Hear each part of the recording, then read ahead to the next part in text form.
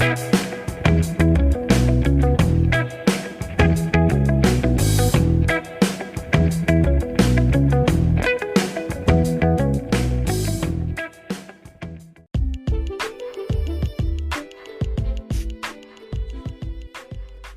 afternoon, one and all. Happy Christmas. Is it too early to say that yet? It's the 17th of December. This is going out, so I think it's fine. I think we're okay. We'll get away with it, maybe. How are you doing? How's your week going? At the end of another week, getting to the end of the year. So last week we had Jonathan Goodman on the show. So John is one of the most recognisable figures in the fitness world. If you do personal training, if you've been around for any length of time, you will be familiar with John and his work. What he's accomplished over the last 10 years has been phenomenal. It really has been remarkable. He's assembled a fantastic team at the Personal Trainer Development Centre, his online trainer certification course, and he's really elevated the personal training and fitness industry to new heights in terms of quality and integrity as well.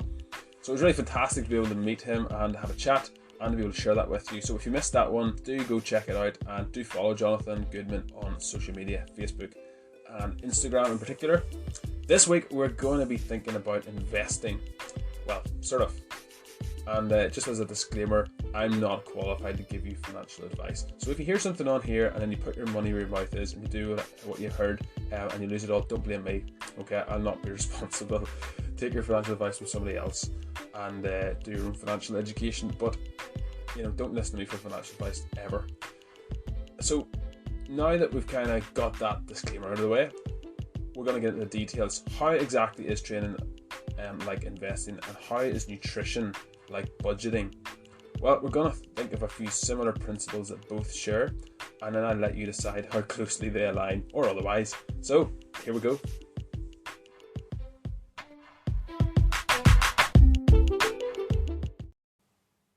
So over the last 5 years of training people, I've met all sorts of smart, intelligent people from all different walks of life. Some who have qualifications and some who are just as sharp as a tack. I haven't been in university, but you just know they're super clued in. And it's been a real pleasure getting to work with them, and I can safely say that without them knowing, they've educated me in all sorts of ways in life that otherwise I wouldn't have known about. Now at the same time, I think once you kind of get married, once you turn 30, have a kid, you start to think more about money, earning it, investing it, saving it, blah, blah, blah, all the boring grown-up stuff. But, while I've been training people, I've realised that training really is like investing. And in so many ways, there are so many similar principles that apply, and the comparisons also have their limits, which should also be noted. But first principle is risk versus reward. So again, this is probably oversimplifying in the investing world and maybe even the fitness world as well.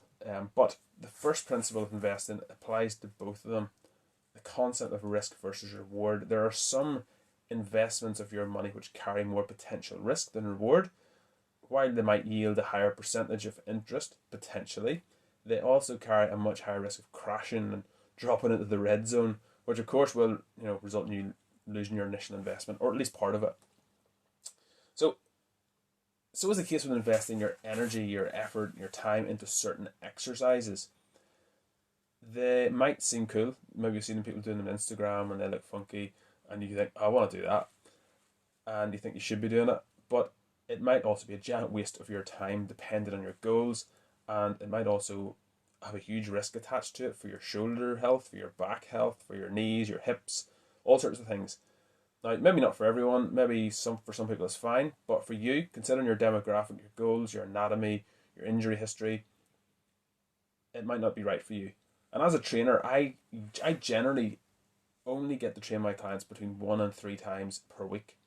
3 times for most people is optimal, I would say. For most people are busy, they've got busy lives, and for their goals, 3 times is probably optimal. But because I only get an hour per time with an hour per session, I have to be really, really careful about what exercises I choose for them, which exercises are going to derive the most value and most benefit for them in alignment with their goals, and which are going to carry the least amount of risk.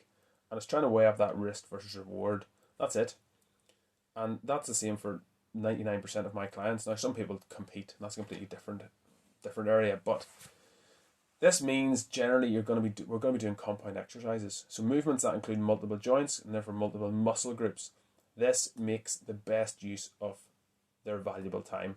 If they're going to come train with me, they're going to spend money and they're going to get looked after. I want to make sure that I'm giving them the best possible selection of exercises and doing it in the best possible way.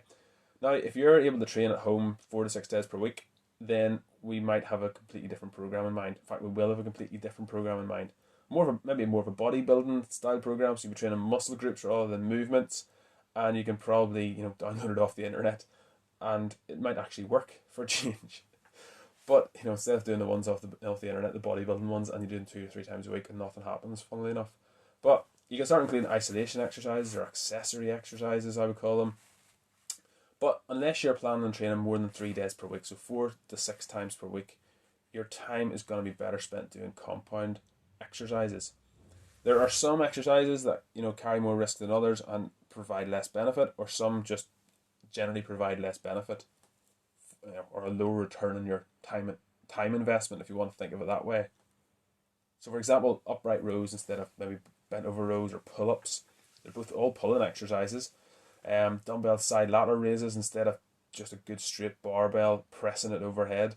Maybe doing a leg press or leg extensions or leg curls instead of barbell back squatting. Or another one, good example is doing tricep dips instead of doing the bench press. That's another one people think is the same, but it's not. Now, it's not that there's anything absolutely wrong with those first examples I give you in each of those. Sometimes they have their place. Sometimes there's a need for them and they're necessary. It's not that all of them are dangerous or inherently bad exercises, but for quite often, for 99% of the people out there, there's a better alternative that I've given you there, and they'll just make a better use of your time. So for example, instead of doing leg press, leg extensions, or leg curls, do your back squat. Okay, do your back squat, and you're going to get all of those things plus much more. You're going to train other aspects of your anatomy. Maybe you're going to invest in a new tech startup company because it's growing fast and has the potential to explode. Or maybe you're going to invest in Bitcoin or some other cryptocurrency because you've heard it's going up fast, guys. We've got to get in on it. Maybe you believe it's going to go from £1.20 per coin to £1,500 per coin. So you buy 1,000 coins. That's at £1.20 per coin. Let's call it Fitcoin, just for the sake of it. Let's just call it Fitcoin, hoping that it rises, to £1,500 per coin. Unfortunately, and maybe another cryptocurrency comes along, let's call it Fatcoin, and everybody gets into it and thinks this is the one, we're going to get into it, and then they get out of year one, and that means the price of Fitcoin takes a hit, so it goes down, and it goes down to 20p per coin, so there's a pound knocked off it. A pound per coin is knocked off Fitcoin. So suddenly, you've put in £833. You can check my maths, I think this is right. £833 into Fitcoin when it was worth £1.20 per coin. Now it's only worth, your investment is now worth £166.60, if you want to be specific. So your 1,000 Fitcoins have lost you about £667, your investment. So yeah, it's not, that would be pretty bad investment. It would carry a lot of risk. Now there was potential of reward. Maybe it did go up a bit. Maybe it went up to £1.50 per coin. Maybe it went up to £2 per coin. And you're rubbing your hands together thinking, here it goes, it's on the way, and it just fell through the floor.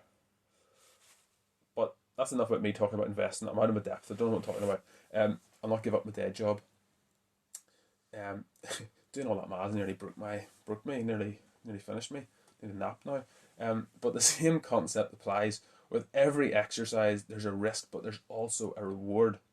What is the ratio, and how much risk are you prepared for? With every investment, it carries a risk, but also a reward. How heavily weighted do you want those two things against each other? And that's what it comes down to. For most people, unless you're going to do a competition, like you're going to do a race, or you're going to compete at a weightlifting competition or something, or your sport, minimizing risk is a really sensible approach to exercise. So maybe doing the higher risk stuff, getting a bit of reward from it, maybe it's not worth it.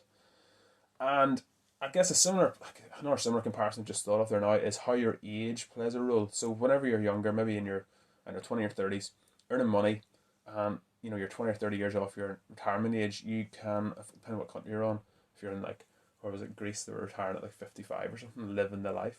I think that's up again now, but you can maybe afford to be a bit more aggressive in your approach to investing. So you're maybe sticking in a bit more money from your paycheck, and you're hoping it's going to pay off. Maybe you're going to invest in maybe some more volatile companies, taking more risk in order to get a larger return on your investments. So you invest in more unpredictable stock shares, certain companies or mutual funds.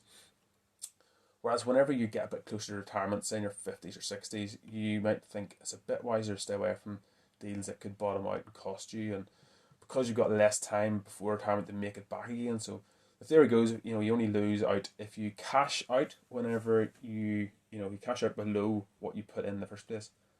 It's a bit like gambling, really, but stocks, shares, mutual funds, many would argue are cyclical, and I guess there's a boom, then there's a bust, then there's a boom, there's a bust, and history would suggest that trend has been the way it is, and it's going to continue.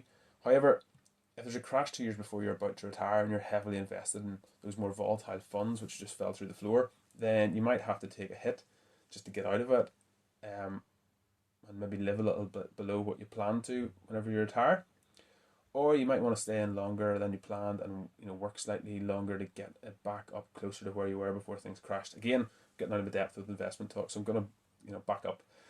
So the comparison to training is this: there are some exercises that are better suited to you whenever you're younger and less suited to you whenever you're older. For example, explosive, fast, powerful, or ballistic movements are not such a good choice whenever you're in your 50s and 60s compared to whenever you're in your 20s or your 30s. Power cleans are a good example. Box jumps.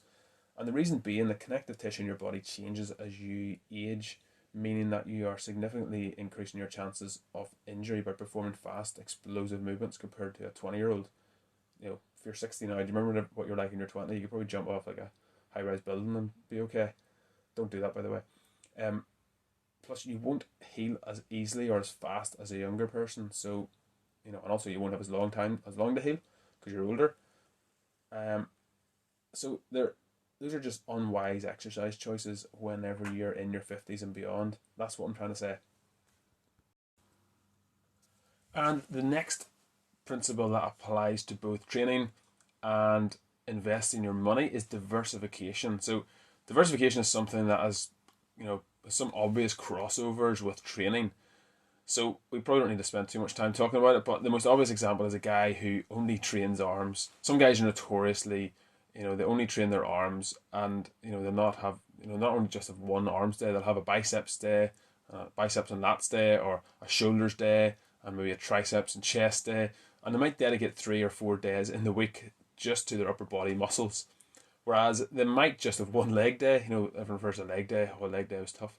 That's the classic gym stereotype and joke, right?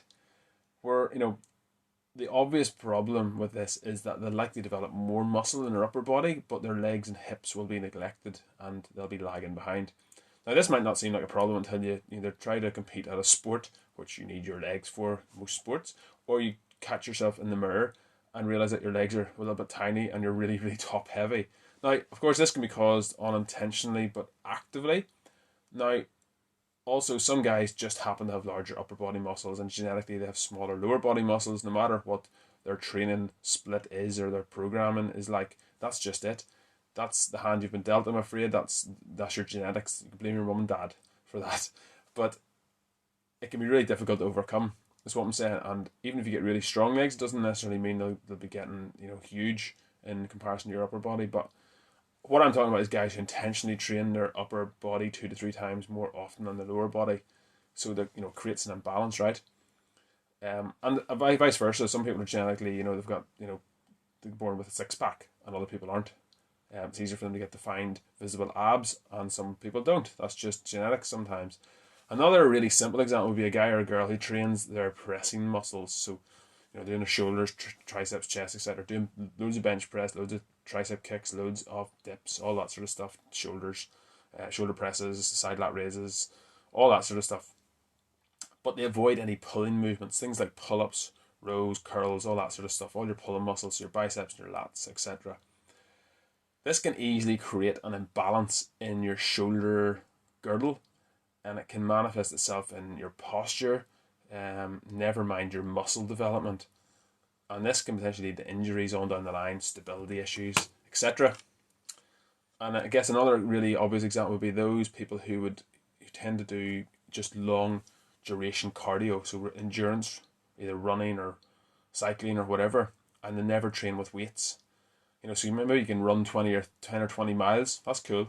But what happens whenever you're in your 70s and you don't have the strength to get yourself up and down off the toilet unassisted because your muscles that you use to squat have become weak because you didn't strengthen them whenever you were younger. You could still maybe run quite far, shuffle. You maybe in your 70s you could maybe still get about okay when you're on your feet, but getting up and down off of things is going to be difficult, right? Because you've lost that mobility. And the obvious comparison with this, with investing money, is if you invested all your savings in stocks, shares, mutual funds, etc., and then there was a huge market crash, which inevitably will be, like we already said. Like, I'm talking bigger than 2008. Your investment portfolio all of a sudden, which was worth £100,000 that you were going to retire on in 10 years, is suddenly worth £5,000. What do you do now? What do you do? So the principle of diversification would suggest that you shouldn't have all your eggs in one particular basket. You should spread the risk, spread it around. So if the stock market crashes, at least you'll maybe have some of your wealth or money still in bonds or cryptocurrencies or property or gold, silver, platinum, maybe art, maybe in cash. Maybe they all take a hit, but at least some took less of a hit than others. And just look on the bright side, right? So if you've spread your wealth around all of those or some of those, then at least you'll not be totally down the river without a paddle, or up the creek without a paddle. I don't think that's the technical term that financial advisors use, but I'm going to use it here because it fits and because you understand it. So diversification, just as it's important for your investments of your money, it's also important in your training. You want to spread the risk as your body starts to wear away and break down, get weaker as we get older, and it inevitably will. Like, it just happens. Now, some people can put that off for a lot longer, but you can spread the risk by ensuring you've got a balanced training program, that you're not putting all your eggs into one particular basket, like the long distance endurance training basket, for example, but instead you're shoring up the areas which will inevitably take a hit as we age. Strength. Strength is what I'm talking about. And the third principle then is investing for the long term and practicing patience. It's all too easy to start training with a really short-term mindset. And I guess there's a lot of trainers around, a lot of gyms around who don't help this because, maybe you're thinking of doing this 12-week transformation program and that's you've made it. The problem with 12-week transformations or even 8-week or 6-week transformations is that life, funnily enough, is generally a lot longer than this. Life goes on afterwards. It can leave you feeling really disappointed because you bust yourself every day for the duration of that transformation challenge, be it 12, 8 or 6 weeks or whatever. You might get a bit leaner or you might put on a bit of muscle, you look better. If you're going to do the before and after photos, you're probably going to get a tan, shave yourself, get all, waxed and put on a bit of a filter in the photograph. But anyway, enough of that. That's just a bit of a joke there. If you've ever seen before and after photos and you've noticed that. But if you just fall back into your old habits and lifestyle as soon as that transformation program is ended, and the lifestyle and habits that left you, the condition that you were previously before you started it, it won't be long before you fall back into that shape and that condition again. And similarly, if you are investing your money, if you invest aggressively for 8 to 12 weeks, you're throwing as much as you can, you're earning whatever amount of money per month, and then stuffing loads of it into all these high risk but high reward potentially funds and stocks, etc. Because you think something's going to go up and you're taking a bit of a punt on it. You might make a bit of money and then you just get out of it whenever you can. And you might get away with this every now and then. You might get a bit lucky, if you believe in luck, and that you bought high and happened to sell bought low and happened to sell quite high. And that's the old joke, isn't it? If you want to get rich, just buy low, sell high, and that's it. You're rich. The trouble, of course, is knowing when low is, what low is, what's high, and when it is going to end, so that you can sell it before it goes down.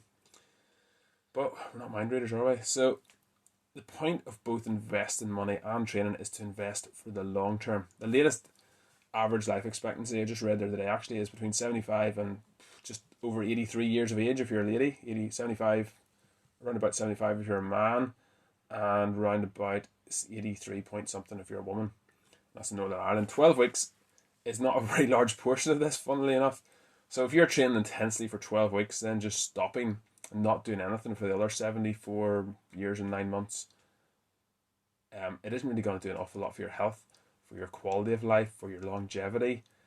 Um, it's about being persistent and being consistent, adopting an investment strategy that you can sustain, and that goes for both your money and your health and your training. And this is pretty solid advice for both. Maybe at certain points in your life you can, train 4 to 6 days a week.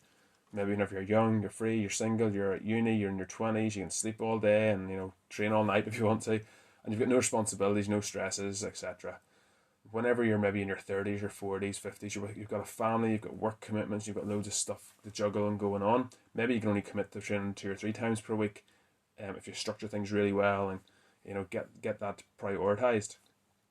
But different stages in your life, you'll be able to maybe invest different amounts. But the important thing is that you do it consistently. You're investing your training time consistently over all those years, over all those decades. And same thing when it comes to putting money in the fund. You're doing it consistently and you're doing it persistently. And in line with that, compound interest is something else that kind of leads us to compound interest. And compound interest, it kind of blew my mind away a few years ago whenever I learned what it was. Basically, we're going to keep the maths really simple for this because it's mostly for my benefit, to be perfectly honest. But say you're 25 years old and you decide to put £5,000 into a fund initially, just to get you started. You saved up all this money and then you commit to putting £400 every month into it for the next 40 years. And say the average interest of it is 8%, just for argument's sake. Okay, some years it might be 12, some years it might be 6, some years it might be 5, some years it might be 8, 7, whatever. It averages out at 8%, okay? So you would end up, after 40 years, you would end up putting £197,000 of your own contribution in there from that £400 every month. It comes to £197,000. But the value of your fund would be worth £1,517,770. I've done the maths, and you can check me if I'm wrong, but I think that's correct. But how does that happen? How is it you put in 197,000 and all of a sudden it's worth 1,500,17 and £770? That's a lot, isn't it? Compound interest. It's magic, isn't it? But let's say you took your money out early. Say you took it out after 35 years instead of 40 because, well, it's just, you wanted to go on holidays or something, you wanted to retire early, whatever. Your total would then be £999,015 instead of 1.5 million basically, having put in 173,000. So you're not putting in that much less, but you're getting pretty much a third less money, which is kind of crazy. 5 years. That's how compound interest works if you keep it in that little bit longer. And then going on down, say you took it out after 30 years instead, it would be worth £650,822, having put in 149,000. So again, it's not that much less money you're putting in, but you're drawing significantly less out of it. Or if you took it out after 25 years, it'd be worth £417,111, having put in 125,000.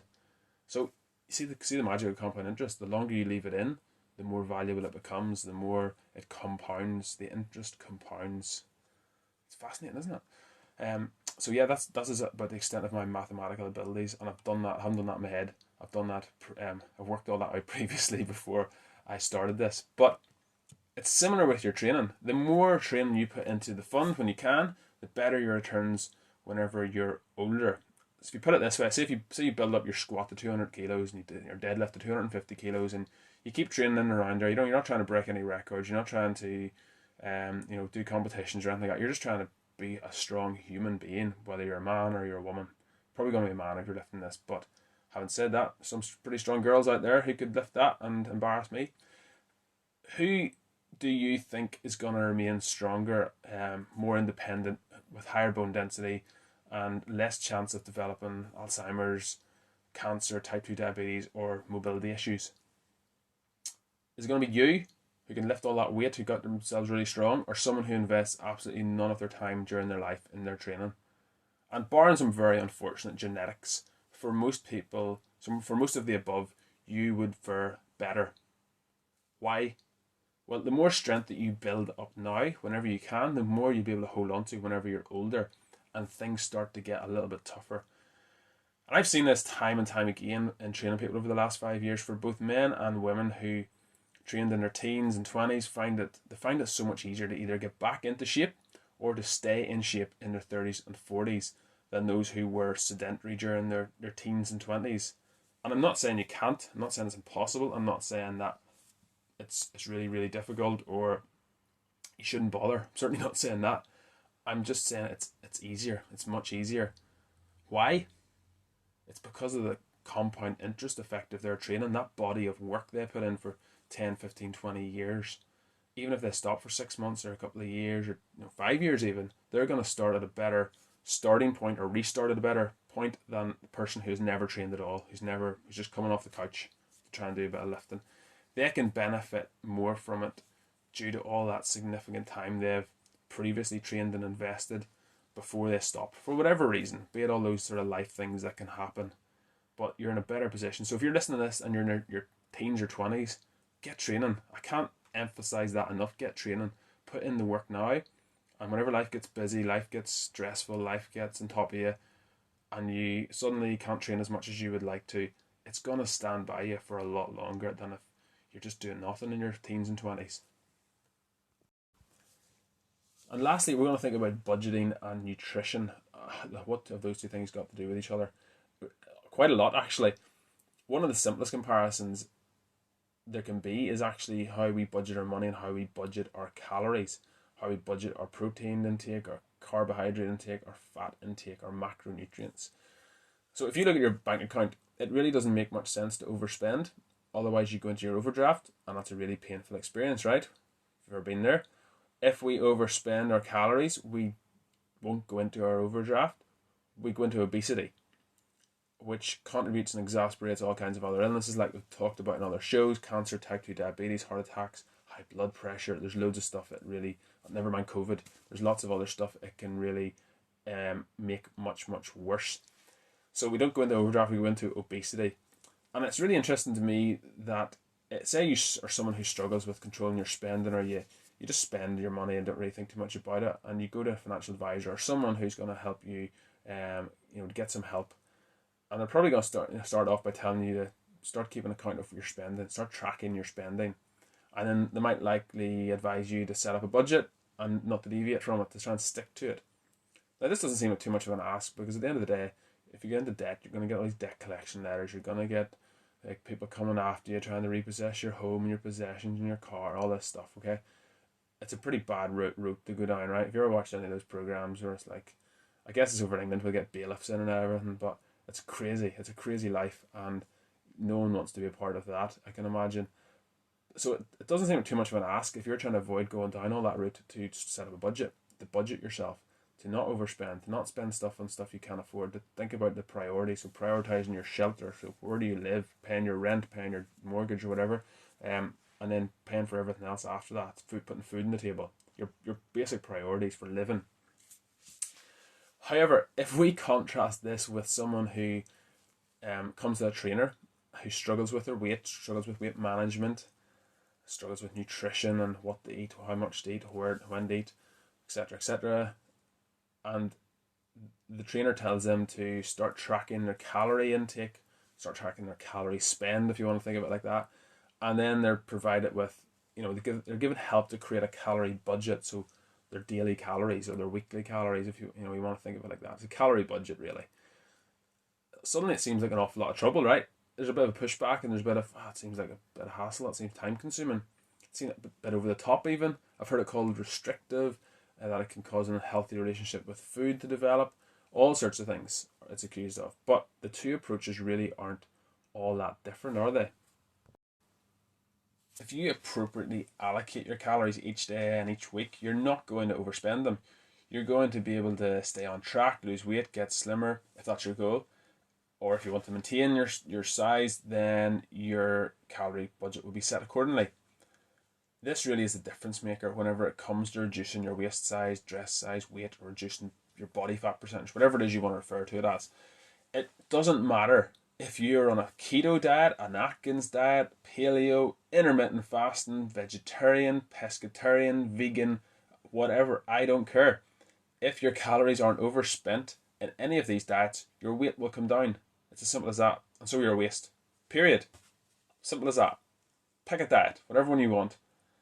Now, within each of those things, you're obviously, some of them you're reducing your carbohydrates or reducing certain macronutrients, and you're not going to get all the vitamins and minerals, all of the protein, carbs, and fats that you maybe need for a balanced, healthy diet, if you want to, inverted commas, healthy diet, if you want to call it that. But you will, as long as your calories are in check, you will lose weight. Simple as that.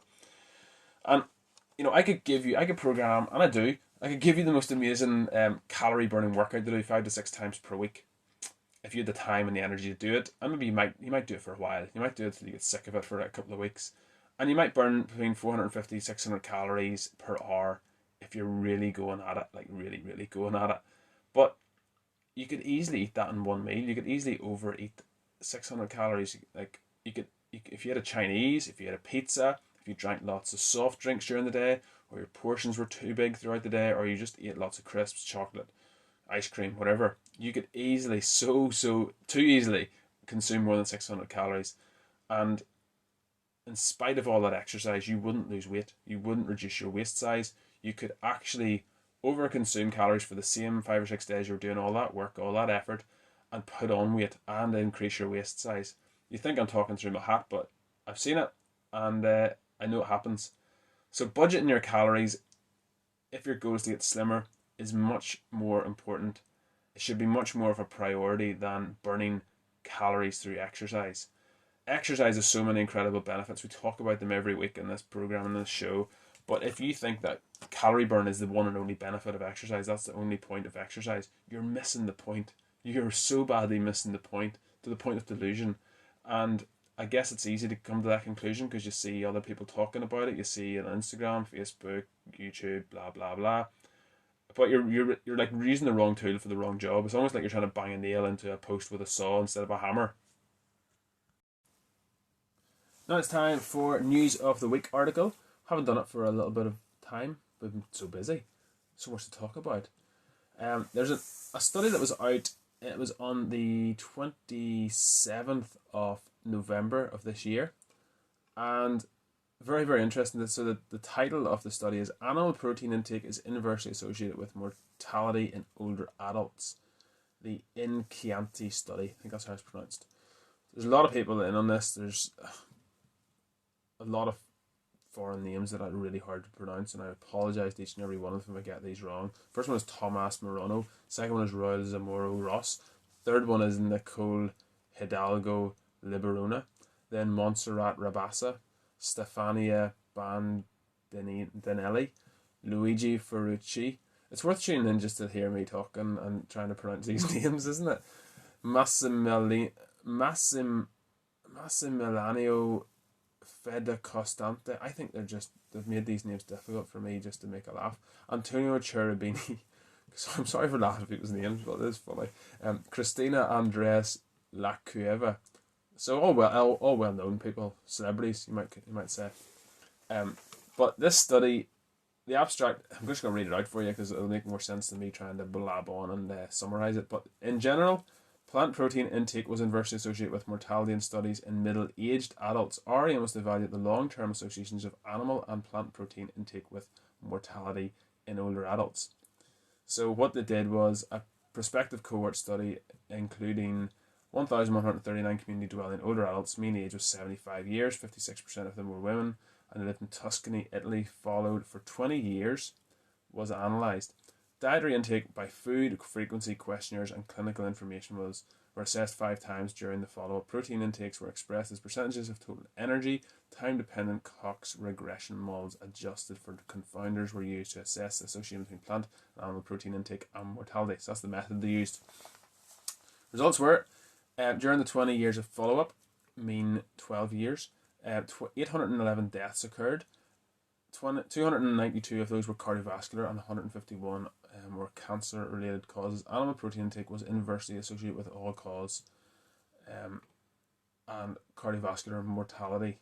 Plant protein intake showed no association with any of the mortality outcomes, but an interaction with baseline hypertension was found for all-cause and cardiovascular mortality.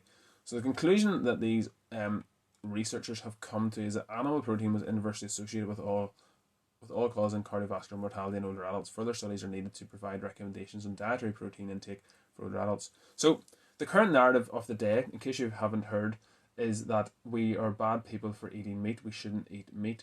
Meat it kills animals, and it also kills humans. It's so bad for us. It's just, how have we survived as a species, as a species for this long, eating meat, being meat eaters? It's incredible how we've got this far, right?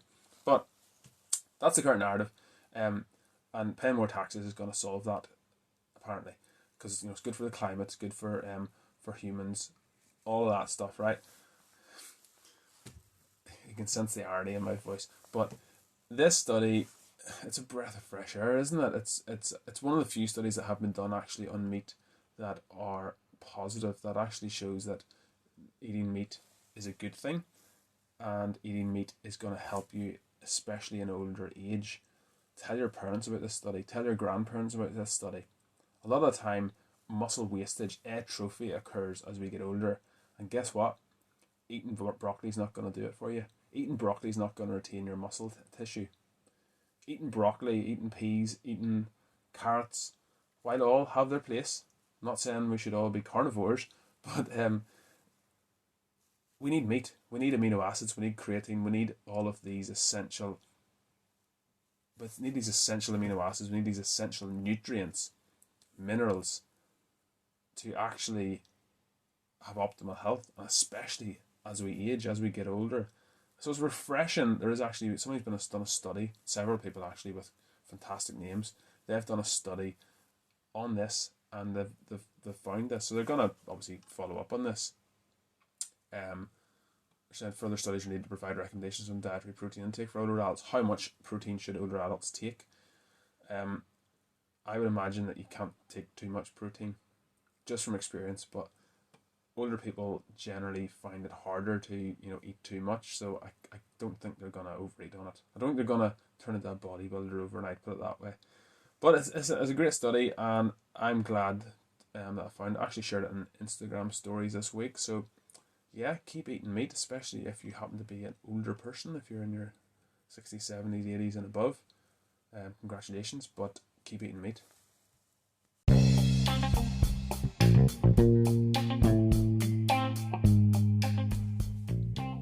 Okay, it's joke of the week time, and we're keeping it Christmas themed. So, what is the best Christmas present ever? A broken drum. You just can't beat it.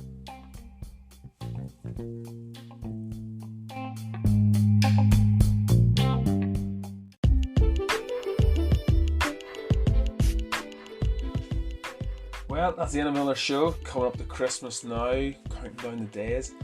Thank you for listening if you've made it this far. Hopefully this has been insightful for you. Next week, got a very special guest. It's a Christmas special show. Everyone has to do a Christmas special, don't they? We're going to have Warren Nugent back. So Warren's episode was one of the most popular ones, and it was a good laugh. So we're going to get together next week and record that, and it'll be out on Christmas Eve. What a treat. What a treat. Father Ted Christmas special and this show. Could it get any better? Now, you might want to save it for Christmas Day, just for an extra special Christmas Day.